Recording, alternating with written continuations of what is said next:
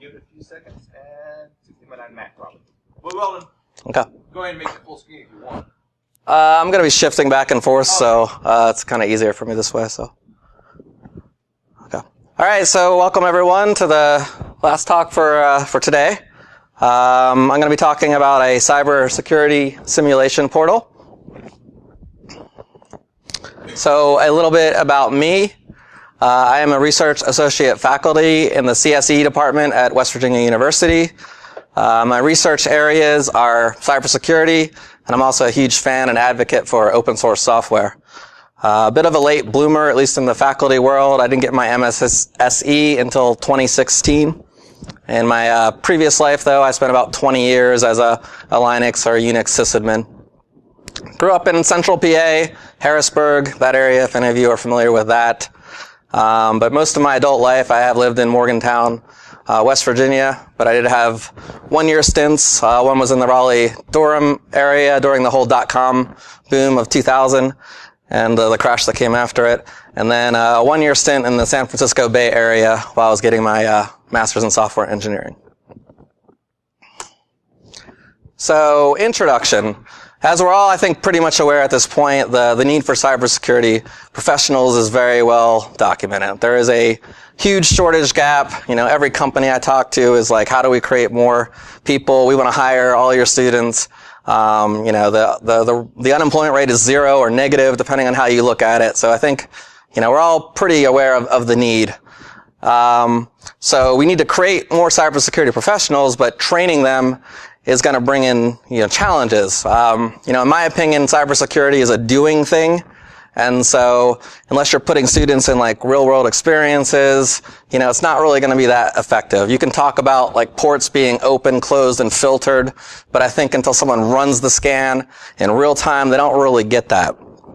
So in trying to teach cybersecurity, one method is called challenge-based learning. And so, you know, basically you give them a challenge, they solve the challenge, they change a flag from, you know, red to green, and they get a reward. The problem with CBL in cybersecurity is it requires a lot of infrastructure to give a hands-on experience. And so the configuration and maintenance of these environments, in my opinion, presents a barrier to effectively teaching cybersecurity.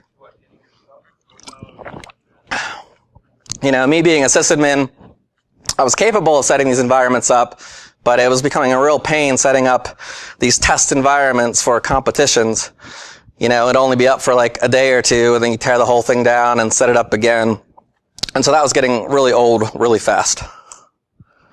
So some of my motivations for this project was CCDC, or the Collegiate Cyber Defense Competition.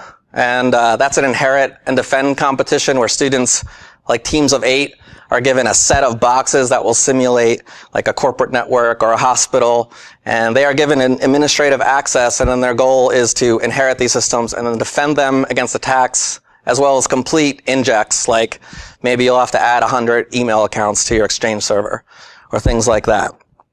So I needed a way to cheaply and quickly give students exposure to real-world training simulations to teach these concepts, and I also needed a way to quickly set up and tear down these training simulations that wasn't taking me days to provision and get ready before an actual competition had started. So the solution to everything these days is we use the cloud, right? The cloud's going to save us from everything. It's going to end world hunger. You know, world peace is going to happen through the cloud. So, you know, obviously we use the cloud. But all jokes aside, you know, some of the benefits of the cloud, it's a demand pay-as-you-go model, so there's not a lot of upfront cost. If you're going to run your own simulations on your own hardware, you know, you're buying racks, you're buying lots of computers, you're probably hiring someone to set up and all that, maintain that. So with the cloud, it's just get an account and pay as you go. Also in the cloud, there's many different preloaded operating systems. So you can quickly get up a Kali Linux box or an Ubuntu system or a Windows, you know, 2012 server, and it's all available to you. All the licensing is taken care of on the Amazon side of things. So that also makes it really nice. You also have the tools to build complex network topology environments. So most of your or I would say pretty much all of your on-site premises like setups could be moved to the cloud. And so they have constructs for, virtual private clouds, routers, gateways, subnets, Ethernet cards, anything that you would put into a data center, you can replicate that in a cloud. And also very important with the cloud, at least with AWS, the others have this as well, is you have programmatic APIs. So I'm not manually going through and clicking things. You can do that. But using the APIs, you can quickly write code to set up instances, tear down instances, set up subnets, gateways, et cetera, et cetera, et cetera. So the cybersecurity simulation portal, CSSP. And so when I started this project, it was in the summer of 2016. And I've since learned that cybersecurity really shouldn't be spaced out like that. Cybersecurity is preferred to be one word. So at some point I'll probably rename this, but if you've done any programming, sometimes just changing the name of something can be a lot of effort. So for now I'm still running with it and just not using the correct spelling of cybersecurity. So what does it do? It provides a web portal for effectively controlling and delegating access to cloud resources to Gmail email addresses.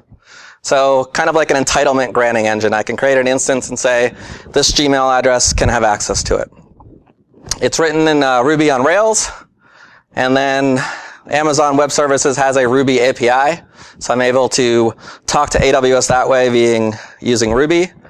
And for authentication, I used OAuth 2, and this was awesome for me because WVU uses Gmail for all their student accounts. And so by supporting Gmail authentication, I didn't have to work with anyone at my university to do authentication. I can easily give stuff to WVU students via their mix addresses is what we call it. And then I don't have to worry about my own password database. I mean, if you've ever set up a server and you've got to maintain your own database of users, now you've got to deal with password resets and lots of other problems. So for me, that's all offloaded to Google. Someone can't log in, that's a Google problem. They have to fix that with Google. So the base functionality at Rise of right now, there's basically two roles. There's a blue team role, and if you're familiar with CCDC and various competitions, blue team is typically the defenders. And so in the CSSP application, the blue team people can log in and then they can get connection information about the instances that have been assigned to them.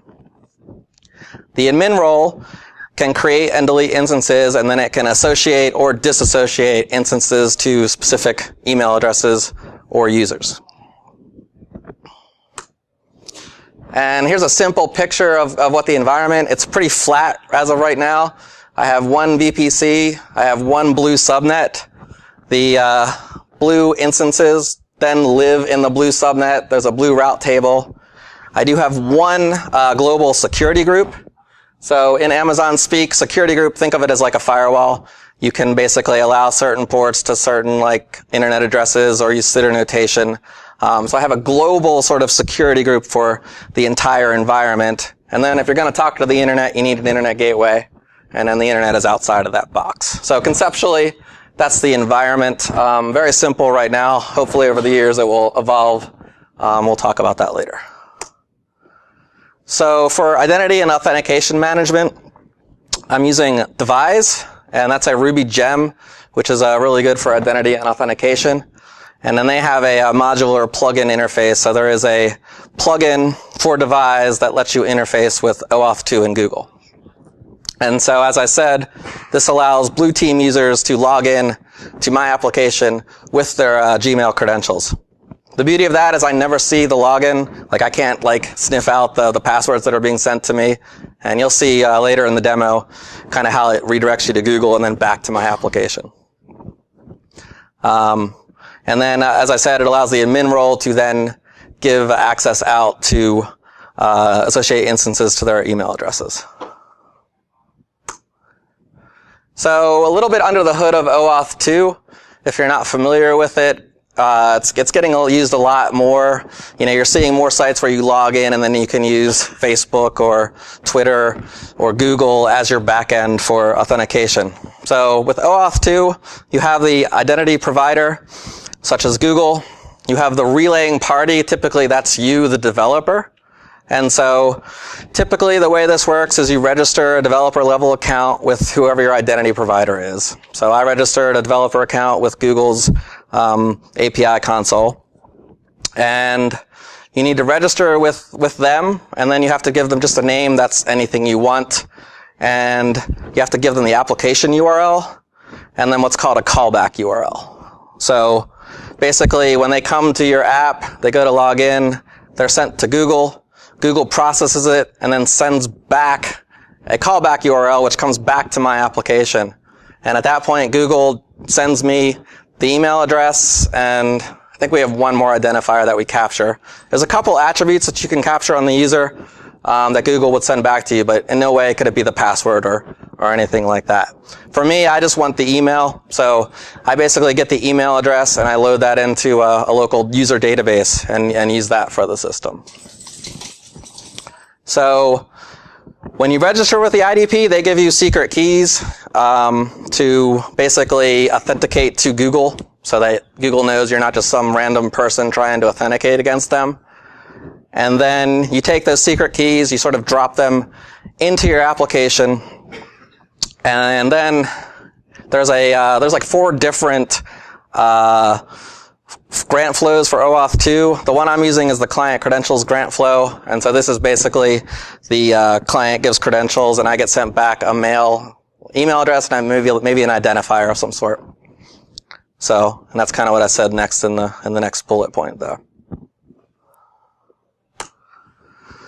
So Amazon has what's called AMIs. These are just machine images. You know, like an OVA would be a similar construct to what an AMI is. So in CSSP, I actually launched from an AMI an image that I've already constructed. And unfortunately, currently this is not integrated into the application itself, so I have to go into Amazon directly and create the AMI. However, once it's created, if you're familiar with tagging in AWS, I can create a tag, and my application knows to look at all the AMIs, and it'll only bring the ones that have the CSSP tag into the actual like operating system that I can, or my CSSP application that I can use. So access control. You know, one thing you don't want to do is put this like server out on the cloud and then open it up to the world. Not really a good idea, especially if you're doing security testing and maybe you want to put up vulnerable things. So I needed a way to make sure that only the people I wanted to were able to access the instances that were assigned to them. So, as I mentioned, the instances that are created by CSSP, they're all assigned the default CSSP security group. Now, when I associate that instance so that a certain user can use it, it creates additional security group. It just names the group after their email address. And when they logged into the web application can record the IP address of where they're coming from. And so when I associate the instance, a new security group is created, and the only thing it's populated with is the IP of the person that I want to give it to. So they log in, it gets their IP, creates a security group, attaches that security group to the instance that they have, and then enables full TCP, UDP open so that they have full connectivity to the instance. But, you know, anyone on the internet wouldn't. The neat thing with this is, like, let's say they start working on something at school, and then they go home. Well, then they go home and they log in again, it'll just update where they're coming from. So it allows the end user to be mobile. Or even doing remote competitions. You know, we've used this where we use Slack to talk, and then set up a bunch of instances and have people connect to them from, you know, over Christmas break or something like that.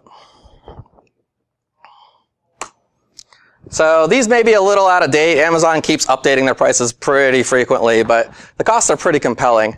The reason the Windows Server instances are more expensive is because typically, for a better experience, I have to use more powerful machines. Windows doesn't really run well on a T2 Micro, but Linux will run just fine. You know, but even there, a scenario with 10 Linux servers and 10 Windows servers for 2 hours, we're talking, you know, pretty cheap, if I did my math right. So, like I said, it's probably cheaper today with Amazon. Now, there are some problems. Amazon has an acceptable use policy. So some of the cybersecurity training activities that you may want to do, you couldn't really do in this environment. So this isn't the environment to set up a distributed denial of service attack. That wouldn't make Amazon very happy. So unfortunately, there are some limitations to what this can do. But you can work with Amazon, and they have a form where you could say, hey, during this time, I'm going to do this, and they will grant you permission or say, change things around. But you can work with them to get maybe more slightly complex stuff than if you're just using the general instances without permission.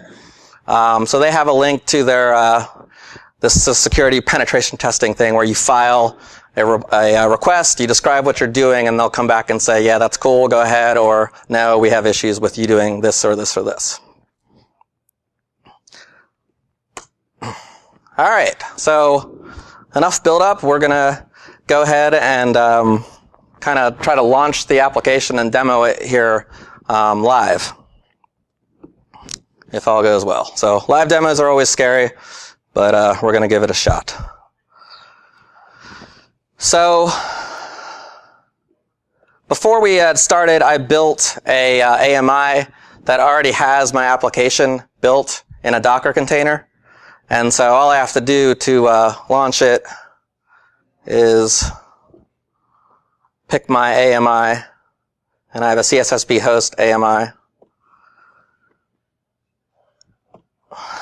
And then this is just boring Amazon stuff, but you have to go through and configure your instance, add your storage. You can add a tag so you know what it is.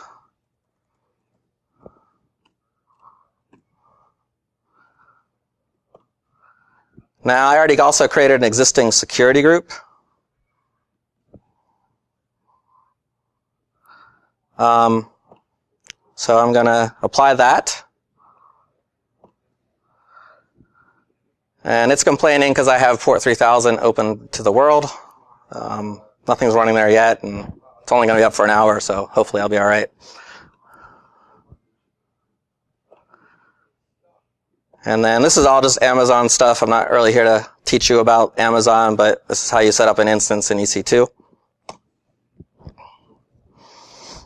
Okay, and so now the instance is firing up.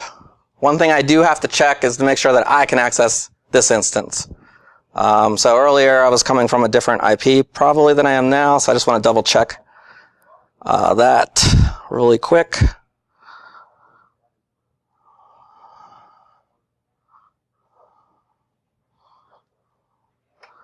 And so I should be able to, my IP, and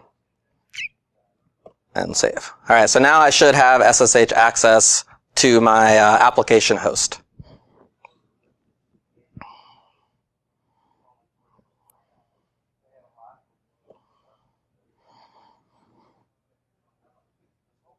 Okay, and another thing I want to work on this now. One of the things with Google is they will not let you point to an IP. It has to be a domain. So every time I'm starting up an instance, it's getting a different IP. And so I want to go ahead and assign this IP in Route 53. Route 53 is just the name for Amazon's sort of DNS service. So I need to get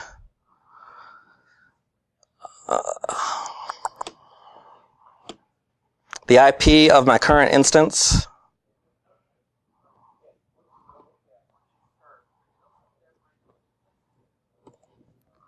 And then just go into Route 53. And this is my entry for cssp.lcsccloud.net. And then just replace that. And then in about 5 minutes, that will update so that cssp.lcsccloud.net resolves to the IP where I just launched my application.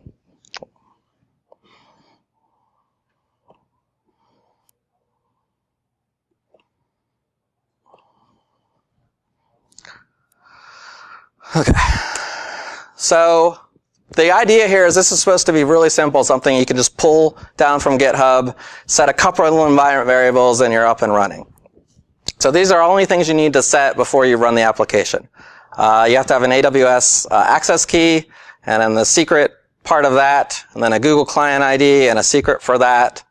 Another thing we add is an admin email. And so whatever email you put in here when you log into the application, that will be granted the admin role. And then you also have to say a region where, which like Amazon region you want to use, whether it's Ohio, Virginia, California, whatever. So basically to configure this, all I have to do, I've already created a file with my environment variables. I'm not going to show you the contents of that environment file because it does have Google keys and all that good stuff. But all I have to do is SCP the file to the environment, source it, and then start the container.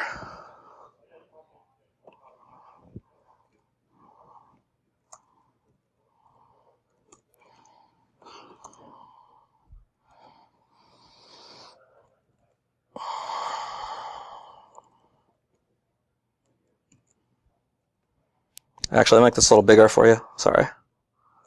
So that's just a simple SCP command. Now I can actually connect to the machine.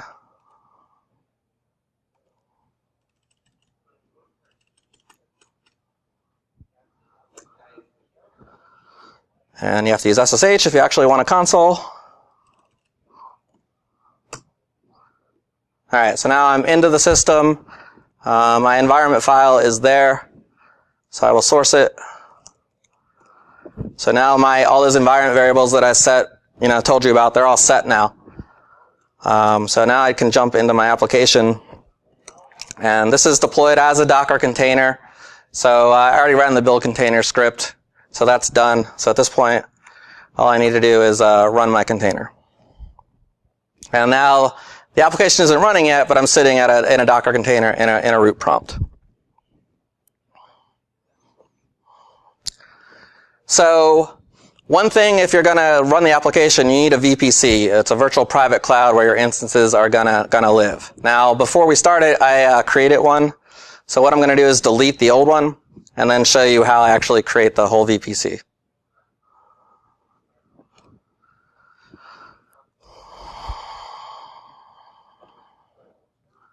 Okay, so we're in Ohio.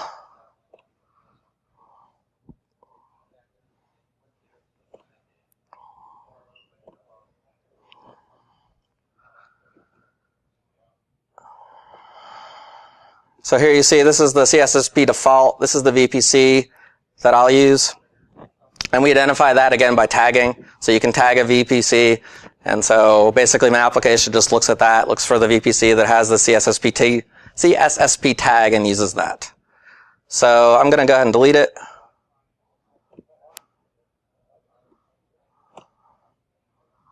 So it's going to delete, it's warning you that it's saying I'm going to delete everything that's associated with it. That's exactly what I want to have happen, so we're good.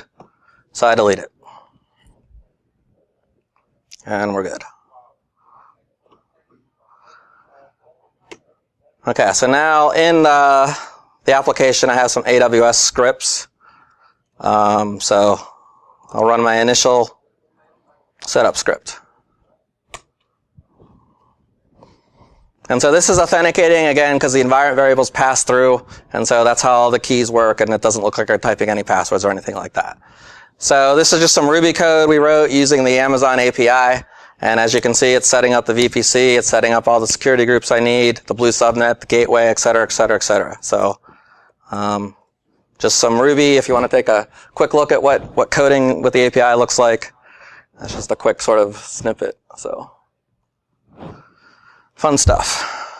So now, when I come back here and refresh, there it is, it's back. So very easy to destroy, create. So deployment is supposed to be that simple. Just get the AMI, set some environment variables, run a script to create the VPC, and I've got 2 more small scripts I've got to run to configure my app and start it up.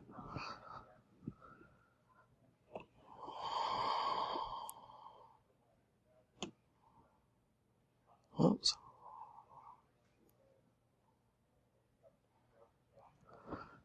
So 2 more scripts that I have.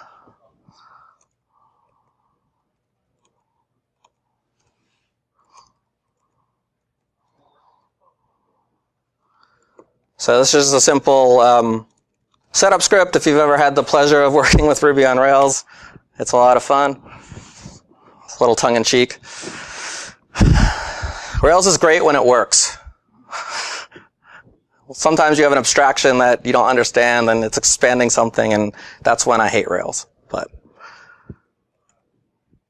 And then I'm using Puma, and I go ahead and fire it up. So we're good. So I'm just running screen there, so I'll just leave that in a background screen session. Okay. So now, before I connect, I want to make sure that my IP is updated. So I just want to do a quick sanity check.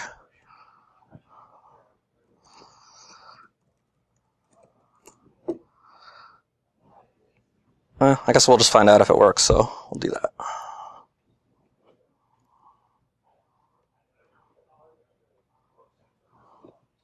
Okay, and it's up. Because I'm already logged in, OAuth 2 just let me in. So that's not very much fun to see, so I will show you in incognito mode in Chrome kind of what it would look like. So you're given a login screen. You then sign in with Google OAuth 2.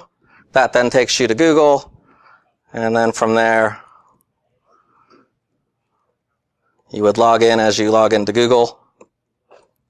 If I could type.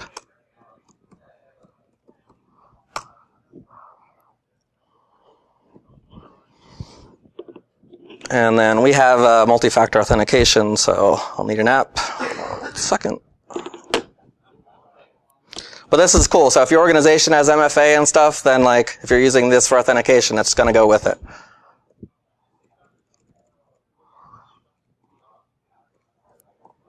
Oops.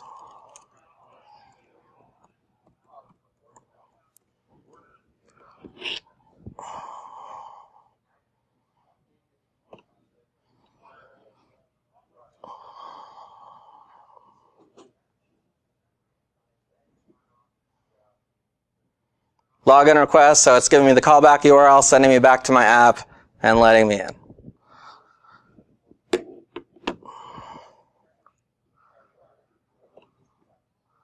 All right.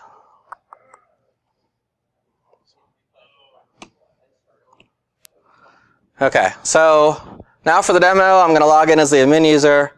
I'm going to create an instance and associate the instance to an email address. So one thing I'll show you, under Blue Team controls right now, there's nothing assigned to my actual email address. So in Manage Instances, I'll try and make this a little bigger.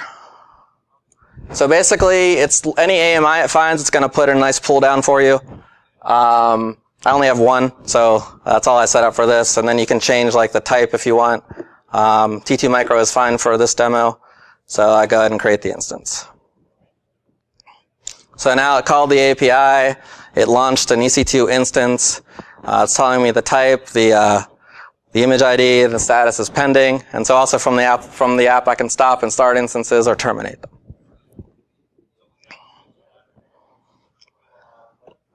So now I go to the instance mapping, and I want to associate this instance with my email address.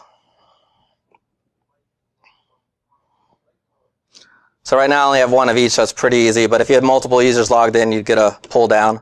Actually, he did log in for me. So I got to go ahead and create this map. And now when I go to Blue Team controls, it's there. And so also when I went to Blue Team controls, it created a security group. It applied it to that instance, and then it populated it with the IP where I'm coming from.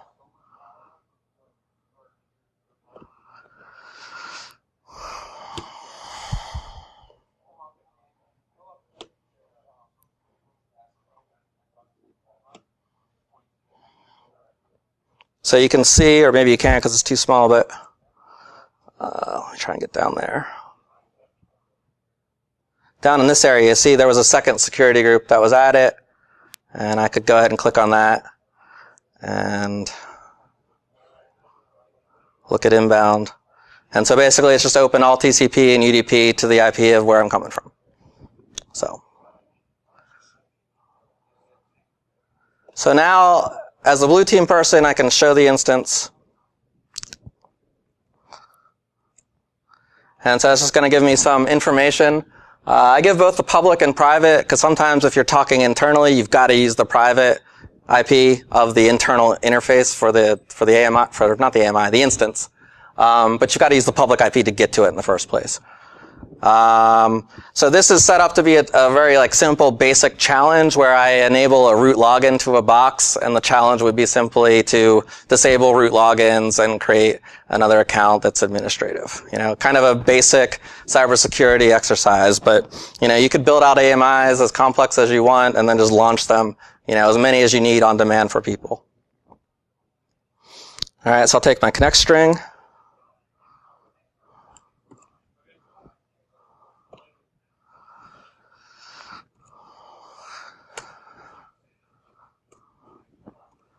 And I have a super secure password of Tor right now. And now I'm into a fully functioning system. So at this point, the blue teamer or the learner would be then going through and completing some tasks or whatever you've asked them to do.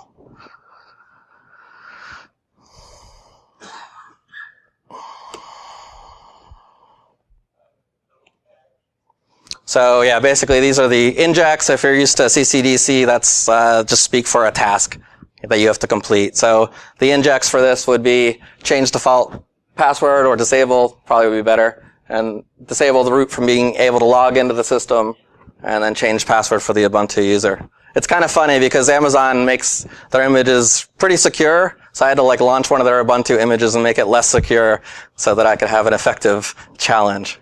Because Amazon, by default, they really want you logging in with SSH keys. And initially, that was the way I did it. And if you've ever tried to teach someone cybersecurity and they don't know too much when they're starting, and the first thing you throw at them is SSH keys, you're going to have a difficult time. So I think for the simpler challenges, just simple username passwords to get them on board is the way to go. So that's kind of what it does today. It is in active development. So some future work that I would like to do for this is make it so I can manipulate and view security group information from the application itself. Basically I want to stop going to Amazon for anything.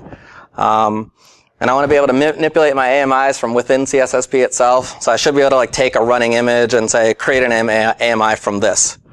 I'd also like to get the SSH key pair generation in place. And so I could give users the ability to get SSH keys for things.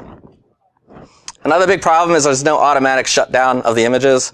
So I have to manually make sure that I terminate things when things are done. So that's kind of annoying, and more than once I've let some things run a little longer than I want to. And on an on-demand pay-as-you-go model, that's not what you want to be doing.